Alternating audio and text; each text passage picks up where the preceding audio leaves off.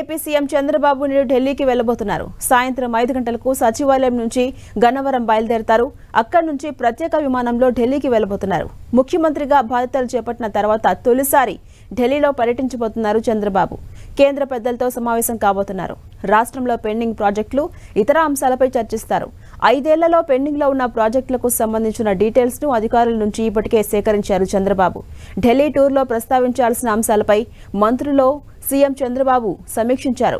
రాష్ట్రానికి కీలక ప్రాజెక్టులు, నిధుల సమీకరణ, పెండింగ్ సమస్యల పరిష్కారమే లక్ష్యంగా సీఎం ఢిల్లీ పర్యటన ఉండబోతుంది.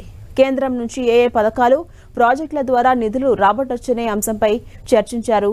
మౌలిక వస్తువులకు వీలైనన్ని నిధులు రాబట్టేలా రిప్రజెంటేషన్స్ ను సిద్ధం చేయాలని చంద్రబాబు ఆదేశించారు.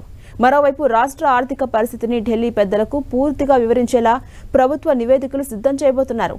గత 5 ఏళ్ల కాలంలో వ్యవస్థల విధ్వంసం వల్ల ఏపీ ఏ విధంగా నష్టపోయిందోననే అంశాన్ని ప్రధాని సహా కేంద్ర మంత్రులకు చంద్రబాబు వివరించబోతున్నారు.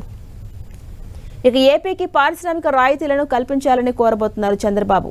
వ్యవసాయ అనుబంధ రంగాలకు ప్రోత్సాహం, ఫుడ్ ప్రాసెసింగ్ యూనిట్ల ఏర్పాటుకు సహకారం అందించాలని కేంద్రానికి విజ్ఞప్తి చేయబోతున్నారు.